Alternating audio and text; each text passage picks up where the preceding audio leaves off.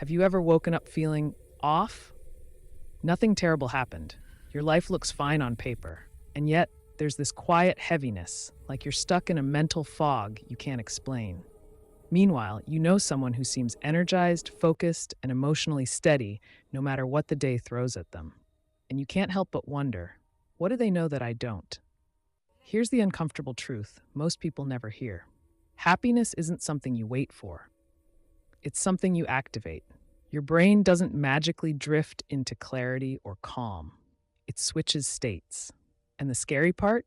Most people spend their entire lives stuck on the wrong setting, assuming their mood is caused by circumstances, when in reality, it's driven by invisible mental patterns running on autopilot. But what if that switch didn't take hours, or therapy, or motivation? What if your brain could change how it feels in seconds? Not through positive thinking, but through precise psychological triggers? That's what we're breaking down today. Because once you understand how these switches work, you stop chasing happiness and start controlling it. Your brain doesn't start by asking what you're thinking. It starts by reading your body. Posture, facial tension, jaw pressure. These are signals. When your body looks guarded or collapsed, your nervous system assumes danger, even when nothing is actually wrong. That's why mindset breaks before logic even shows up. Real self-development begins at the physical level, long before conscious thought tries to fix anything. Gently lift your eyebrows, relax your jaw, and form a soft, natural smile for about 15 seconds. Not a fake grin, just a signal of ease. This tells your brain, we're safe. Neuroscience shows that facial muscles send direct feedback to emotional centers, reducing threat perception. You don't calm down because you think differently. You calm down because your face tells your brain there's no emergency. Sit or stand upright, shoulders slightly back, chest open, and hold that posture for 10 seconds. Add a subtle smile if you can. This posture shifts your internal state almost instantly. Studies link upright posture to stronger mental focus, better productivity, and improved emotional regulation. Discipline often starts with alignment, not motivation. Your body leads, your mindset follows. Most people miss this truth. Trying to think your way out of stress rarely works.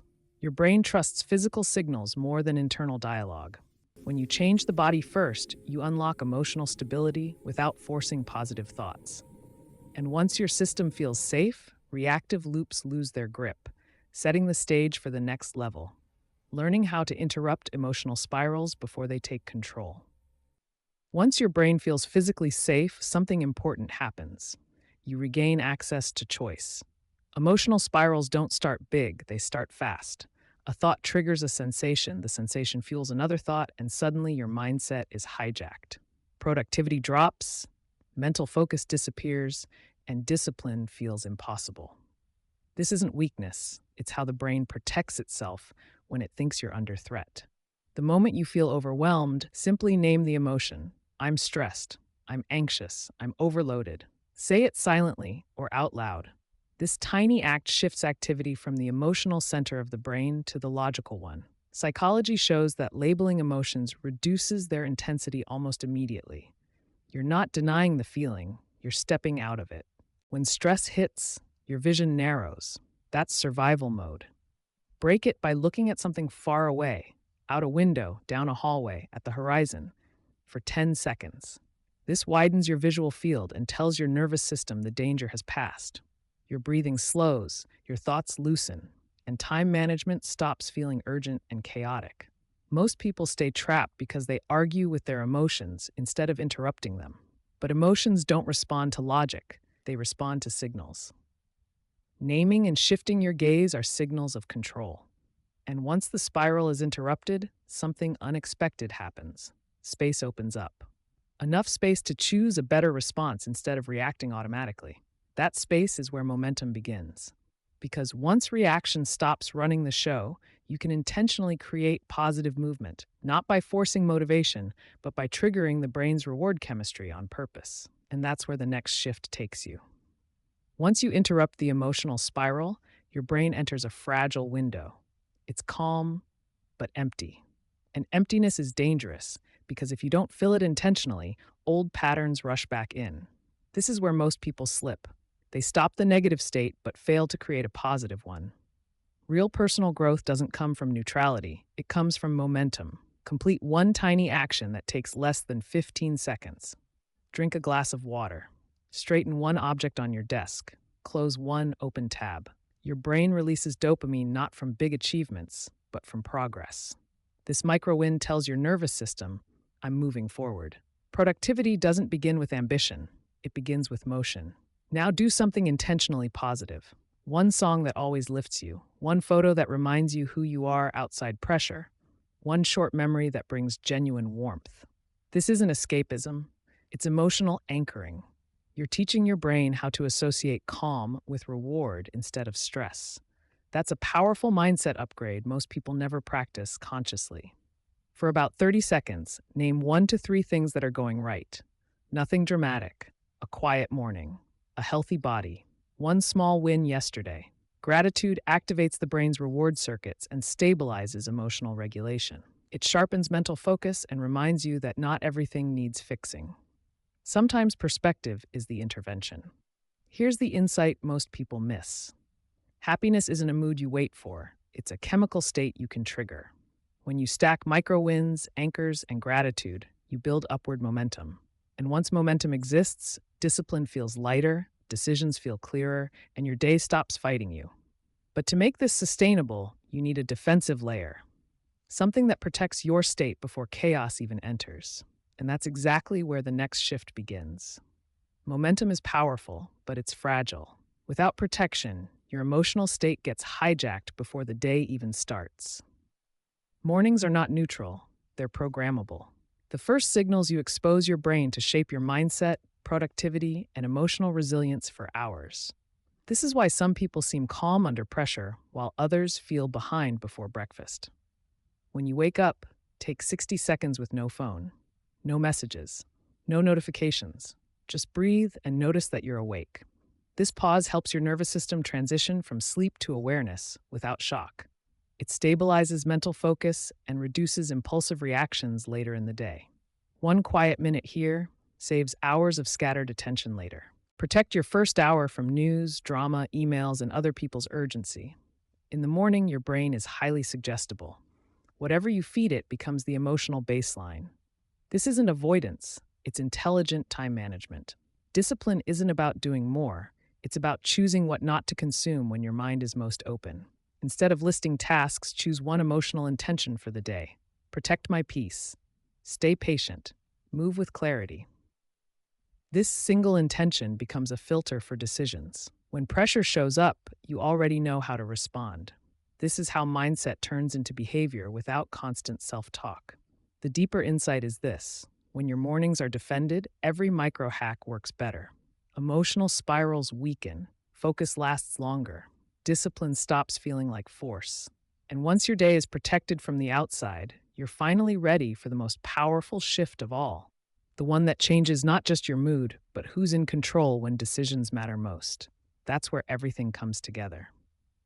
Up to this point, everything you've learned has been about control: body, emotions, chemistry, and environment. But control alone isn't enough. The real turning point happens when identity enters the room. Because under stress, your brain doesn't ask, "What should I do?" It asks, "Who am I right now?" And most people answer from exhaustion, fear, or habit, not from strength. Pause for 10 seconds and ask one question: what would the strongest, calmest, happiest version of me do right now? Then wait. Don't force the answer. Let it surface. This instantly pulls you out of reaction mode and into perspective. You're no longer the emotion, you're the observer choosing the response. This hack works because it integrates everything. It naturally interrupts emotional spirals. Hack 3 straightens posture and presence. Hack 2 and leads to immediate action through a micro win. Hack 5. Identity reshapes behavior without effort. When your future self answers, discipline doesn't feel heavy, it feels aligned. Here's the hidden power. This question creates psychological distance from stress. Research shows that distancing yourself from the present emotional self increases self-regulation, emotional intelligence, and long-term decision quality. You stop negotiating with discomfort and start responding from values. That's personal growth in real time. And once identity leads, happiness stops being a reaction to circumstances and becomes a direction. You don't wait to feel better. You act as someone who already knows how to live better. But to make this sustainable, you need to understand why these hacks work at a deeper level, the science that turns quick shifts into lasting change. That's where the final layer comes in. What ties all these hacks together isn't motivation, it's regulation. Neuroscience shows that your brain is constantly scanning for signals of safety or threat. When it senses threat, it narrows focus, sacrifices long-term thinking, and prioritizes comfort. When it senses safety, it unlocks learning, creativity, and discipline. That's why these shifts happen so fast. You're not fixing your mind. You're giving it permission to operate normally again. From a scientific perspective, these techniques work because they target the nervous system bottom up. Body first, then emotion, then identity. This mirrors how stress actually enters the system. Posture and facial cues calm the amygdala. Naming emotions engages the prefrontal cortex. Micro wins trigger dopamine. Gratitude stabilizes serotonin. Intentional focus reduces cortisol. This isn't self-help fluff. It's applied neurobiology in real life. The practical insight most people miss is sequencing. These hacks aren't random tools, they're a system. Use physical resets when stress is high. Use chemical triggers when energy is low. Use identity-based questions when decisions matter. Over time, this builds emotional literacy, stronger mental focus, and better time management without forcing discipline. You stop fighting your brain and start cooperating with it. And here's where it gets personal. If your days feel foggy, your focus scattered, and your productivity inconsistent, it's rarely a willpower problem. It's overstimulation. Too many inputs, too little integration. That's why so many high performers eventually realize they don't need more hacks. They need a reset. A way to reorganize the week, detox the noise, and reclaim clarity. This is exactly where systems like the digital hangover system come in, not as motivation, but as structure for sustained personal growth. The real-life lesson is this: happiness isn't a personality trait. It's a skill built through fast, repeatable state shifts practiced daily. When you learn to regulate your mind in seconds, you stop outsourcing your emotional state to circumstances. You become quieter, sharper, more intentional. And once you experience that level of internal control, you'll never look at stress, discipline, or self-development the same way again. Because the question stops being, how do I feel? It becomes, who's in control right now? And that question changes everything. Now here's what really matters. None of this works if it stays as information. These aren't complicated habits or routines you need to perfect. They're switches. Fast, simple, repeatable switches you can flip in real life. Signal safety through your body. Interrupt emotional spirals before they grow. Create positive chemistry on purpose. Protect your mornings, and when pressure hits, choose to act from your strongest version, not your stressed one. So don't try to change everything today. That's the old trap. Instead, pick one hack to use today. Just one. Maybe it's the facial reset when stress shows up. Maybe it's naming the emotion instead of fighting it. Tomorrow, add a second one. Happiness isn't a destination you reach. It's a series of micro choices you make, again and again, until your brain learns a better default. Here's the real question: which switch are you going to flip first? And more importantly, what happens to your life if you don't? Drop it in the comments. Saying it out loud creates accountability. And if you want to keep upgrading your mindset, sharpening your mental focus, and learning how to live better through real self-development, make sure you subscribe and turn on notifications. This channel exists for one reason: upgrade your mind, one idea at a time. And before you go, understand this: learning how to control your internal state is powerful, but it's not the whole picture. Because emotional control without direction can still lead you nowhere. That's why you need to watch the next video on your screen.